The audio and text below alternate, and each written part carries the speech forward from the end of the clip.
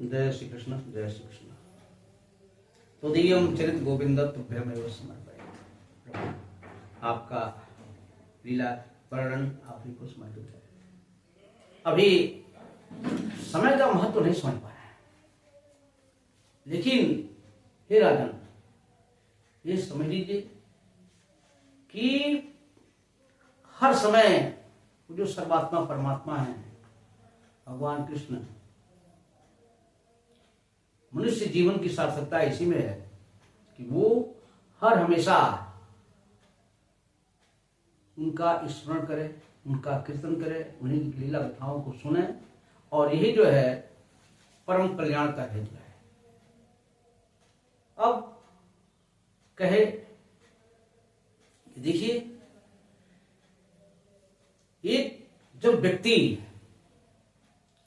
ये महसूस हो गया कि जो है उसको मरणासन अवस्था है, क्या करना चाहिए, तो एकदम चुपचाप जब उसको मालूम हो गया तो शांति पूर्वक वो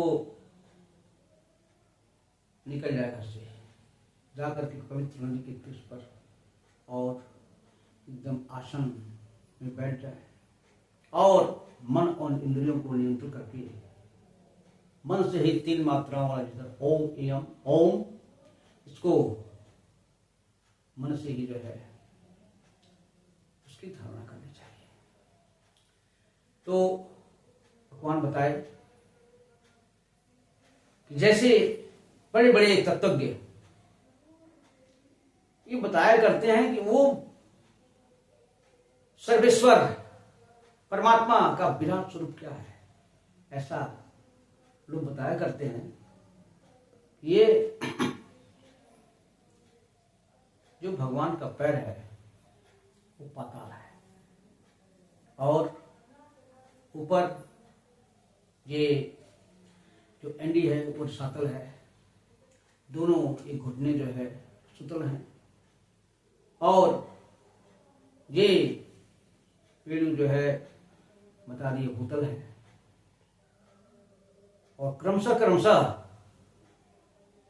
एक छाती को ये बताए स्वर्गलोक, गले को बता दिए महरलोक, और ये लाट को बोल दिए तपोलोक। ये भगवान की जो भुजाएं है ना, तो ये इंद्रदास देवता जो है उनकी भुजाएं हैं। स्तन उनका धर्म है, पीठ भगवान का अधर्म है, और सारे स्नेह के बंधन जो है भगवान के दांत हैं, और दोनों अश्विनी कुमार ये जो नासिका चित्र हैं, ये दिशाएं जो भगवान के कान हैं, और ये जो शब्द है ना वो भगवान की घ्राण इंद्रिय है, तालु जल है, और भगवान का ये जो हजारों सिर है वो सारे हजारों सिर का समूह है, वो सत्यलोक है। ये भगवान का विराट स्वरूप है। ये अंतरिक्ष भगवान की आंखें हैं, और ये सूर्य जो है, सूर्य वो भगवान की देखने की शक्ति है। ऐसी महात्मा लोग ऐसी कल्पना किया करते हैं दिव्य स्वरूप का। ये जो भगवान की पलकें हैं ना, वो दिन और रात है, इस प्रकार की कल्पना की जाती है। और सभी विकारों का खजाना जो मन होता है वो चंद्रमा है। ये आप कल्पना कर लीजिए। और अगर मानव शरीर को रूप में मानते हैं तो ये भी परिकल्पना की गई है कि ब्राह्मण जो होते हैं भगवान के मुख होते हैं, और क्षत्रिय लोग भगवान की भुजाएं होते हैं। जो है ये पैर, ये धड़, तो ये वैश्य लोग, और सबसे नीचे जो है पैर, इस शूद्र की कल्पना की गई है। और भगवान का जो मुख है ये सभी चीजों को ग्रहण करने वाले आग है। ये बादल भगवान के केश हैं। तो सारा ब्रह्मांड एक दिव्य पुरुष का एक रूप है, और बड़े बड़े महर्षि, ध्यानीजन, योगी लोग इसी स्वरूप का ध्यान करते हैं। तो और इसकी धारणा करनी चाहिए तब राजा परीक्षित बोले, ब्राह्मण बताइए कि धारणा कैसे की जाए, किस तरह से की जाए। तो इस पर सुखदेव जी बोले, देखिए, जितासनो जित श्वासो, ये व्यक्ति अपने आसन को जीत ले, अपने श्वास को जीत ले, अपने इंद्रियों को जीत ले, और हर हमेशा उसे भगवान की उसी स्थूल जो दिव्य रूप है उसकी धारणा करनी चाहिए। ये धारणा करेंगे तब मन का सारा ज्ञान मिट जाएगा। और एक बार की बात है कि जब ये सृष्टि का अंत हो गया था, प्रलय हो गया था, तो कुछ समय के लिए ब्रह्मा जी को ये सब विस्मृत हो गया कि कैसे करें सृष्टि रचना।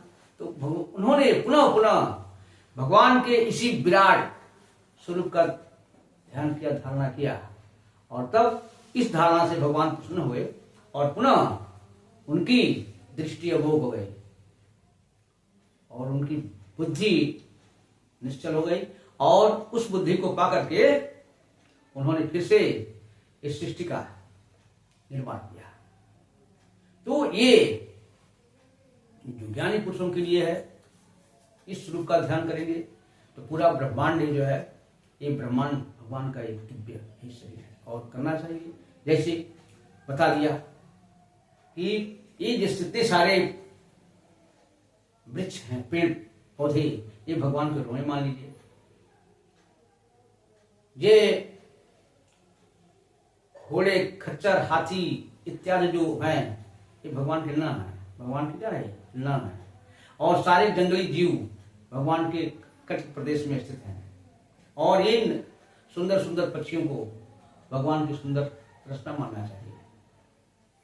और ये सत्य गुण, रज गुण, तम गुण, तो तीनों गुणों को चलाते रहना, यही परमात्मा का कर्म है, ऐसा मानना चाहिए ये दिव्य पुरुष का। लेकिन अब योगी कुछ लोग ऐसे होते हैं कि ये विराट स्वरूप न मान करके वो अपने अंदर, अपने हृदय प्रदेश में एक कल्पना के द्वारा भगवान के दिव्य स्वरूप का धारण करते हैं। तो अब उनकी समझ में क्या आता है कि वो भगवान मंद मंद मुस्कान बिखेर रहे हैं और सबको अपनी ओर खींच रहे हैं, और उनकी बाल घुंघराले बाल हैं, नीले नीले बाल हैं, और एकदम रत्न जटित सोने का मुकुट है, और कदम के केसर के समान पीले रंग का वो वस्त्र धारण किए हुए, और उनके बाजूबंद है, और कभी न कुमलाने वाली बनमाला, और हाथों में शंख, चक्र, पद्म, ये भगवान धारण किए हुए हैं। तो अब ये जो भी ध्यान करता है तो करना क्या है, आप भगवान के किसी एक स्वरूप का ध्यान करिए और मन को चारों ओर से निरुद्ध करके उसको एकदम ध्यान लगाइए। जब एक स्वरूप का ध्यान हो जाए तो क्रमशः दूसरे अंग का करते करते करते करते ये पूरे सारे शरीर का जब आप ध्यान करेंगे तो मन निरुद्ध हो जाएगा, और यही तो वो परमात्मा का स्वरूप है।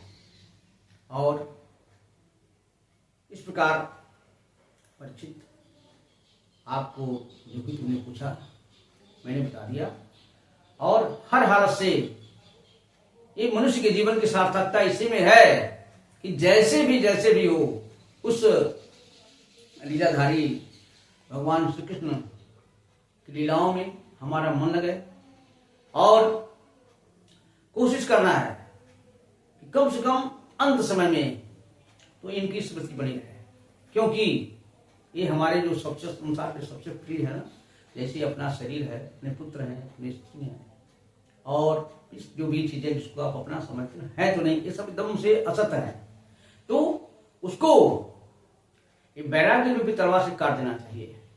और जब तक आपका इन सब चीजों से वैराग्य होगा नहीं, तब तक तो फिर समझ लीजिए संसार में तो आना ही जाना है। और पुनः उन्होंने भी बताया कि योगी जन जब अपने मन को नियंत्रण कर लेते हैं तो वो प्राणायाम विधि द्वारा वो जहां चाहे, या तो चाहे तो ब्रह्मलोक में चले जाएं, या तो इतना उनके पास शक्ति हो जाती है कि वो उस सूक्ष्म रूप से चाहे तो पूरे पूरे अंतरिक्ष में, पूरे ब्रह्मांड में, पृथ्वी पर इधर का उधर जो है वो घुमा करते हैं, वो उनके बस में होता है। और पुनः पुनः ये कहता हूं कि हर हाल से उस धारणा के द्वारा आप अपना मन एकदम उस परमात्मा में लगा लीजिए और मन से ओम का स्मरण करिए। जय श्री कृष्ण।